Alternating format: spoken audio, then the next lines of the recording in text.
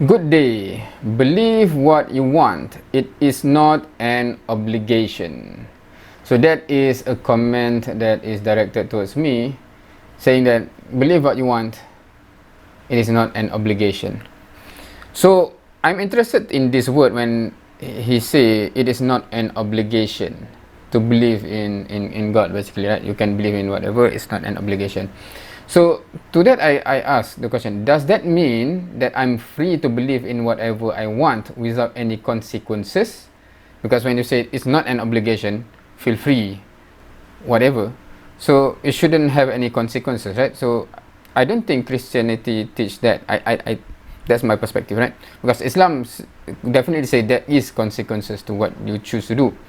So basically there are things that you consider obligation, right? Because if you go against your obligation or obligated to do, then you have to face the consequences. So when he said there's no obligation, believe whatever, does it mean there's no consequences? Because to my knowledge, Christianity does teach on consequences, right? I thought Christianity teach that you have to believe in Jesus or being God or Son of God to be saved, meaning that there are certain basically obligation to believe in something before you can be saved, right? And then okay, there's a missing comment or something, because I'm not sure. I think this is another comment, right? But that comment is missing. So we are free to choose, but the consequences await, right? Because I think there's a comment that where he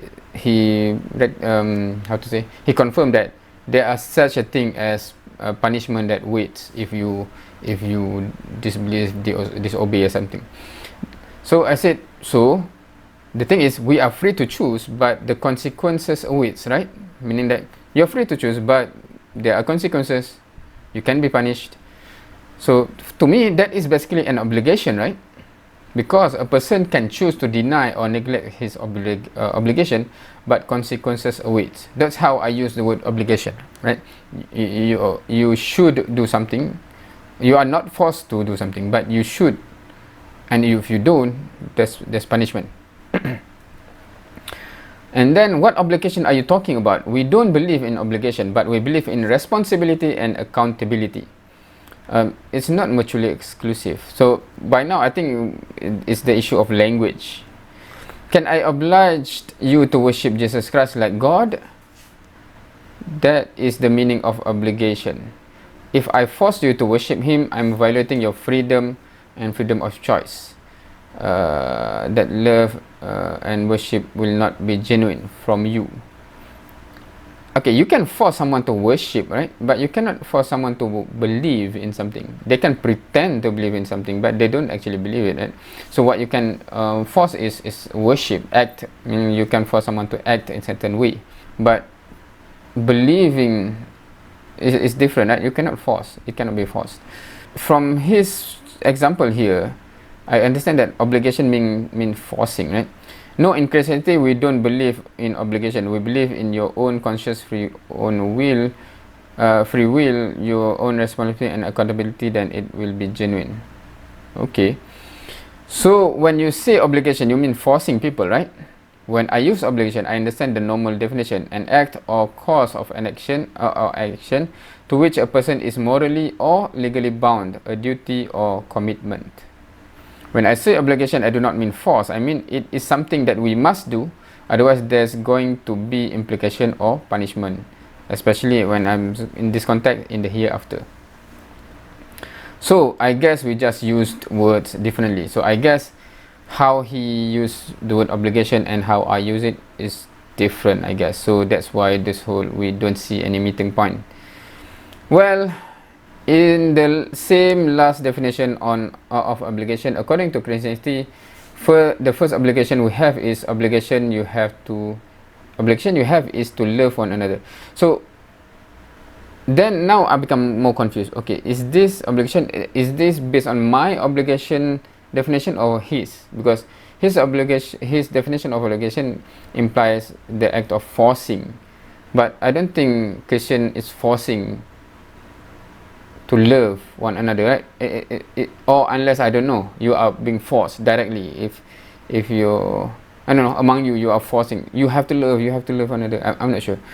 First, Christ said, if one love him, the person will keep his commandment. On the other hand, the one who does not love him will not keep his word. Secondly, it is clearly stated that Christians' duty is to walk in the same manner as Christ walked. So, meaning duty here, is it obligation?